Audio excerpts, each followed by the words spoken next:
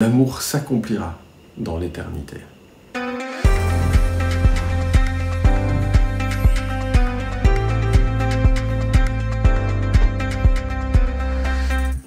Maintenant donc, ces trois choses restent. La foi, l'espérance, l'amour. Mais la plus grande des trois, c'est l'amour. En quoi ces trois choses demeurent et en quoi l'amour est la plus grande? Aujourd'hui, la foi, ce qu'on pourrait dire comme confiance en Dieu, dans son amour et dans le pardon qui nous est offert en Jésus-Christ. Pour l'espérance, on pourrait donner comme petite définition le fait que nous espérons un jour dans le fait que nous le verrons face à face. Et il est vrai que lorsque nous verrons le sujet de notre espérance et de notre foi, lorsque Jésus sera parmi nous, alors cette espérance sera aboutie. Mais le passage nous dit que la foi et l'espérance demeurent. L'éternité, je pense, sera une succession d'instants. Et je continuerai, durant cette éternité, à avoir foi, à avoir confiance en Dieu, dans son amour, dans sa bonté. Et de même façon, pour l'espérance, je continuerai à espérer, à me projeter dans les moments où je serai avec lui, où il y aura tel et tel événement particulier. Le verset 13 nous dit qu'il y a trois choses donc qui demeurent. La foi, l'espérance et la plus grande, l'amour. Alors pourquoi l'amour est plus grand? L'amour, lui, est différent des deux autres. Prenons une petite illustration. Un couple qui est séparé par la force des choses.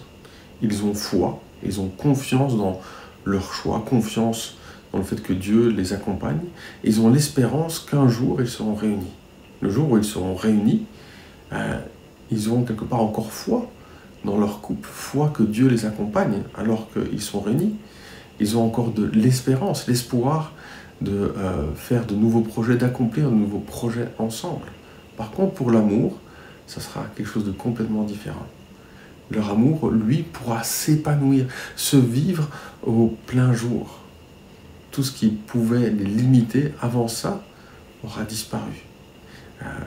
Ils pourront s'enlacer, ils pourront se parler les yeux dans les yeux directement. Quelque part pour nous, c'est la même chose. Un jour, nous verrons Dieu face à face. Ce jour-là, notre amour pour Dieu pourra parfaitement éclore. Nous nous sentirons aimés par Dieu comme jamais. Nous réaliserons véritablement que nous avons été faits pour lui, pour être aimés et pour l'aimer. Nous l'aimerons et nous le louerons durant des heures et des heures sans fin. L'amour pour Dieu sera là. Cet amour qui était en nous, en germe depuis longtemps, pourra fleurir. Mais aussi l'amour pour nos frères et nos sœurs. Nos mécompréhensions auront disparu. Nos paroles dites un peu trop vite seront évanouies. Nos étiquettes, nos responsabilités ne seront plus. Seule chose qui demeurera, c'est l'amour que nous avons eu les uns pour les autres. Alors soyons conscients que nos dons sont importants et que dans l'éternité, ce qui aura le plus d'écho, d'impact, ce qui sera le plus important, sera l'amour que nous avons eu les uns pour les autres.